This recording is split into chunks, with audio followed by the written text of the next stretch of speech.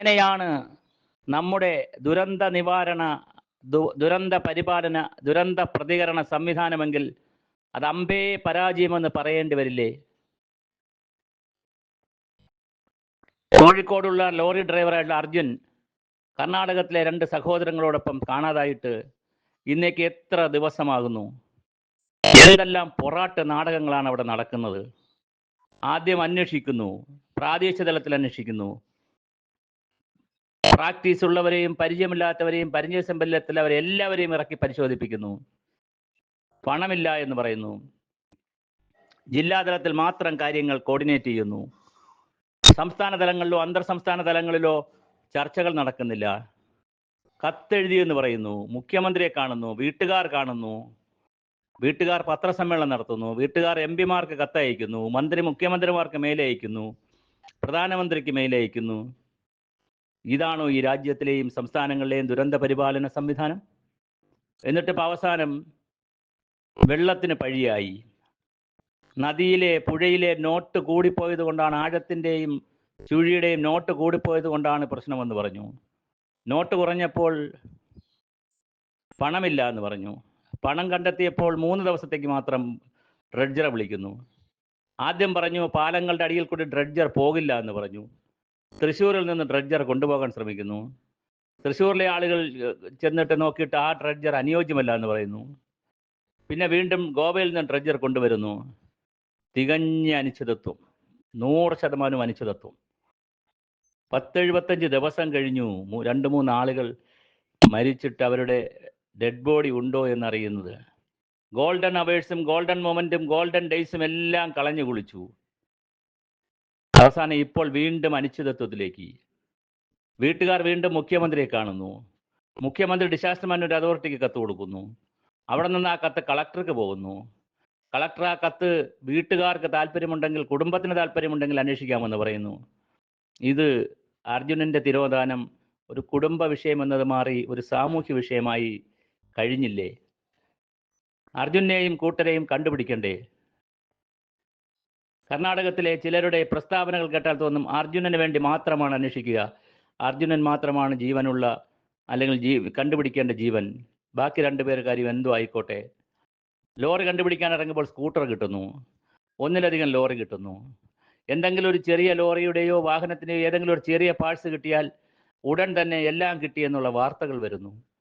Social മീഡിയയിലും പത്രമാധ്യമങ്ങളിലും മറ്റ് online ചാനലുകളിലും എല്ലാം ഹോട്ട് ന്യൂസ് വരുന്നു. ഇതാ കിട്ടിയിരിക്കുന്നു.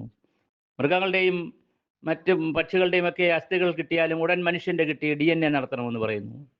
എന്താണ് ഇത് സംഭവിക്കുന്നത്?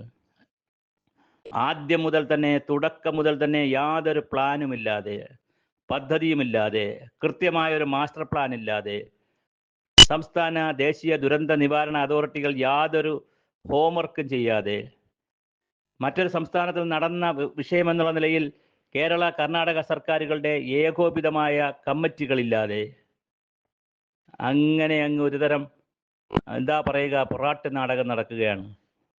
MLAക്ക് കഴിയുന്നത്ര കാര്യങ്ങൾ ചെയ്യുന്നു, കളക്ടർക്ക് കഴിയുന്നത്ര കാര്യങ്ങൾ ചെയ്യുന്നു. ചിലപ്പോഴെങ്കിലും അവർ തമ്മിൽ വലിയ ഏകോപനമില്ല. പത്രവാർത്തകൾ ശരിയാണെങ്കിൽ അവിടുത്തെ SP-യും MLAയും കളക്ടറും മാൽപ്പാപ്പയും തമ്മിലൊന്നും യാതൊരു ഏകോപനവുമില്ല. മാൽപ്പാപ്പ വരുന്നു, പോകുന്നു, നിൽക്കുന്നു, കരയുന്നു, സങ്കടപ്പെടുന്നു, സൗജന്യമായിട്ട് നോക്കിക്കൊടുക്കാമെന്ന് പറയുന്നു. അദ്ദേഹത്തെ അംഗീകരിക്കുന്നില്ല. ഗുജറാത്തിൽ നിന്ന് പുതിയ ഡൈവർ വന്നപ്പോൾ മാൽപ്പാപ്പയെ മാറ്റുന്നു. ഇതെല്ലാം ചേർത്ത് എന്തുകൊണ്ടൊരു പ്ലാൻ ഉണ്ടാക്കാൻ കഴിയുന്നില്ല? കൃത്യവും സമഗ്രവും ശാസ്ത്രീയമായ ഒരു പ്ലാൻ ഉണ്ടാക്കി ആ പ്ലാനിന്റെ അടിസ്ഥാനത്തിൽ ആർക്കാണ് അപകടം സംഭവിച്ചതെന്ന് ഡെഡ് ബോഡി അത് തിരിച്ചെടുക്കുവാനുള്ള സാമാന്യ മര്യാദ ദുരന്ത പരിപാലന പ്രോട്ടോക്കോളിൽ ഇല്ലയോ? ഇല്ലെങ്കിൽ അതിനനുസരിച്ചുള്ള ദുരന്ത പരിപാലന പ്രതിരോധ പ്രോട്ടോക്കോൾ നാം ഇനിയെങ്കിലും രാജ്യത്ത് വികസിപ്പിക്കണ്ടേ? ദുരന്തം വന്നപ്പോൾ, സുനാമി ദുരന്തം വന്നപ്പോൾ നാം ദുരന്ത പരിപാലന ആക്ട് ഉണ്ടാക്കിയില്ലേ? ഇവിടെ ഏതെങ്കിലും ഒരു വലിയ ദുരന്തമുണ്ടായാൽ പോലും ദേശീയ ദുരന്തമായി പ്രഖ്യാപിക്കാൻ പറ്റുമോ ഇല്ലയോ എന്ന് ചർച്ച ഇപ്പോഴും നടക്കുകയാണ്. എന്നാൽ ആ വിഷയം കഴിഞ്ഞതിന് ശേഷം പാർലമെന്റിൽ ഒരു ബില്ല് ആരെങ്കിലും കൊണ്ടുവരുന്നുണ്ടോ? ഒരു പ്രമേയമെങ്കിലും കൊണ്ടുവരണ്ടേ? ഏതെങ്കിലും എംപിമാർ, കേരളത്തിലെ എംപിമാരെല്ലാം വളരെ ആവേശത്തോടു കൂടി പറഞ്ഞതല്ലേ ദേശീയ ദുരന്തം പ്രഖ്യാപിക്കണമെന്ന് ഉരുൾപൊട്ടലിന്. എന്നിട്ട് അത് കഴിയാതെ അത് നിയമമില്ല എന്ന് വന്നപ്പോൾ അതിനാവശ്യമായ ഒരു നിയമമോ ചട്ടമോ കൊണ്ടുവരണമെന്ന് പാർലമെന്റിൽ പ്രമേയം കൊണ്ടുവരണ്ടേ? ഇതെല്ലാം നാം ഒരു ബഹളമായി, ഒരു ആൾക്കൂട്ടമായി ഉത്സവം പോലെ കൊണ്ടാടി പിന്നത് കളയുകയാണ്.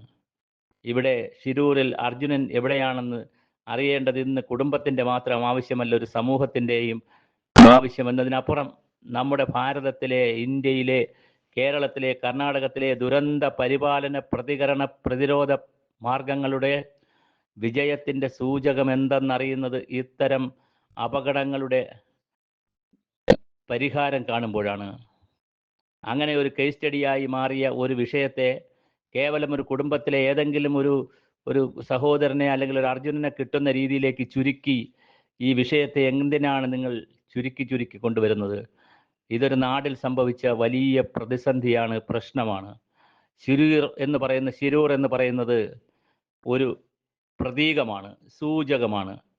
അശാസ്ത്രീയമായ മലനിരകളെ ഇടിച്ച് നിരത്തി റോഡ് വെട്ടി അവിടെ പെരുമഴയത്ത് യാതൊരു സംവിധാനവുമില്ലാതെ വാഹനങ്ങൾ പാർക്ക് ചെയ്യുവാനും ഒക്കെയുള്ള സൗകര്യങ്ങൾ ഒടുക്കി കൊടുത്തിട്ട് അതൊന്നും കണ്ടില്ല എന്നടിച്ച് അപകടമുണ്ടായപ്പോൾ ഒന്നും പ്രതികരിക്കാതിരിക്കുന്ന, ഒരു വ്യവസ്ഥാപിതമായ രീതിയിൽ ശാസ്ത്രീയമായി സമഗ്രമായ ഒരു പ്ലാൻ ഉണ്ടാക്കാതെ വായിൽ വരുന്നത് കോതയ്ക്ക് പാട്ടെന്നുള്ള രീതിയിൽ കണ്ണിൽ കണ്ട രീതിയിലൊക്കെ കാര്യങ്ങൾ ചെയ്തിട്ട് എന്ത് പരിപാലന പരിപാടിയാണ് നാം ചെയ്യുന്നത്?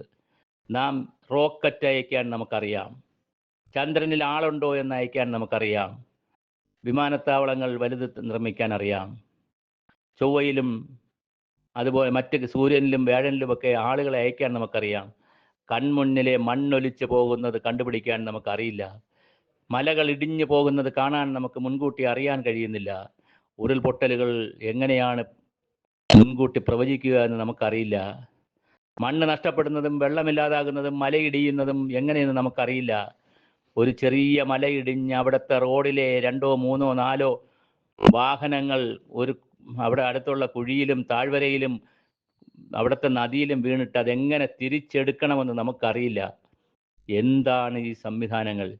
സിയാച്ചിനിലെ മഞ്ഞുമലനിരകളിൽ, പർവ്വതങ്ങളിൽ അന്യ രാജ്യക്കാരോട് കൊടും തണുപ്പിൽ, 0 ഡിഗ്രിയേക്കാൾ താഴ്ന്ന കൊടും തണുപ്പിൽ യുദ്ധം ചെയ്യുന്ന, വിമാനങ്ങളുള്ള, യുദ്ധവാഹിനികളുള്ള, യുദ്ധക്കപ്പലുകളുള്ള, വിശാലമായ സൈന്യ വ്യൂഹമുള്ള ഒരു രാജ്യം, ലോകത്തിലെ സൈനിക ശക്തിയിൽ വളരെ മുന്നിൽ നിൽക്കുന്ന രാജ്യം, ഒരു കൊച്ചു പുഴയുടെ, ഒരു ചെറിയ പുഴയുടെ ഒരു വശത്ത് വീണ 1, 2 വാഹനങ്ങൾ എങ്ങനെ എടുക്കണമെന്നും അതിൽ ഉൾപ്പെട്ടുപോയ സഹോദരങ്ങളെ, അർജുൻ ഉൾപ്പെടെയുള്ളവരെ എങ്ങനെ പുറത്തെടുക്കണമെന്നും, അത് ജീവിച്ചിട്ടായാലും മരിച്ചിട്ടായാലും ദേഹമായാലും മൃതദേഹമായാലും ജീവനോടെ ആയാലും അല്ലാതെ ആയാലും എങ്ങനെ പുറത്തെടുക്കണമെന്നറിയാതെ നാം വട്ടം കറങ്ങുകയാണ്.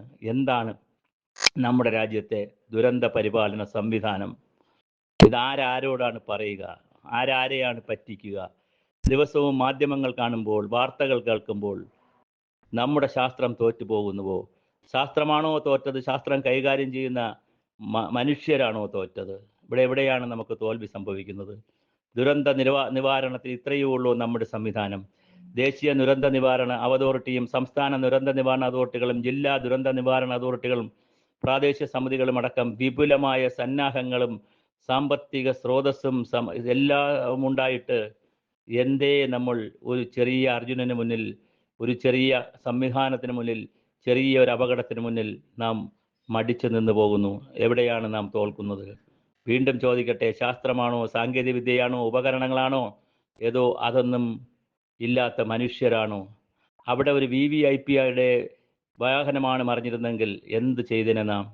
അർജുനന്റെ വിലയെത്ര നമുക്കറിയണം. അർജുനനെ കിട്ടിയേ കഴിയൂ. അത് ജീവനോടെ ആയാലും അല്ലാതെയും അർജുൻ എവിടെയെന്നറിയണം. അർജുൻ മാത്രമല്ല, വേറെ 2 പേര് കൂടിയുണ്ട്. ഇനി 2 ആണോ എന്നറിയില്ല, ആകെ 3 ആണോ എന്നറിയില്ല. എന്തായാലും എത്ര സഹോദരങ്ങൾ ഗംഗാവാലിയിൽ ഒഴുകിപ്പോയിട്ടുണ്ടെങ്കിലും, ഗംഗാവാലിയുടെ അടിത്തട്ടിലുണ്ടെങ്കിലും അതറിയണം, കണ്ടുപിടിക്കണം. അത് അർജുനൻ്റെയോ അവിടെ കാണപ്പെടുന്ന സഹോദരങ്ങളുടെയോ, നഷ്ടപ്പെട്ടു പോയ സഹോദരങ്ങളുടെയോ വീട്ടിൻ്റെ കാര്യമല്ല. ഇതൊരു നാടിൻ്റെ പ്രശ്നമാണ്. ഈ നാടിലെ സാങ്കേതിക വിദ്യകളുടെ പ്രശ്നമാണ്. ഇവിടുത്തെ സംവിധാനങ്ങളുടെ മാറ്റുരച്ചു നോക്കുന്ന പ്രശ്നമാണ്. ഇതൊരു പ്രസ്റ്റീജിയസ് ഇഷ്യൂ ആണ്. ആ നിലയിൽ പരിഹരിക്കാൻ, കാണാൻ തീർച്ചയായും നമുക്ക് കഴിയണം. അങ്ങനെ ഭരണകൂടങ്ങൾ അതെടുക്കുമെന്ന് വിശ്വസിക്കാം.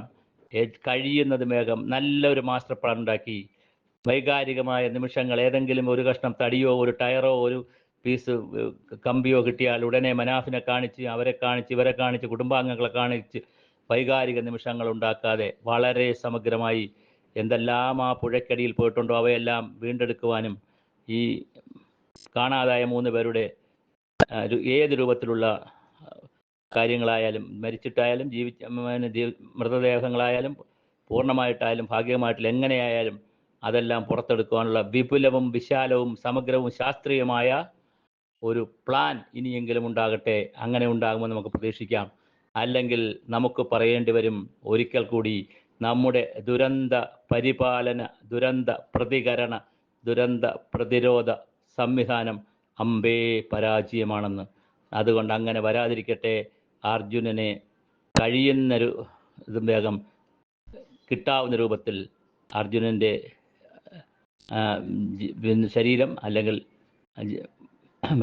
ദേഹം കിട്ടട്ടെ എന്ന് ആഗ്രഹിക്കുന്നു.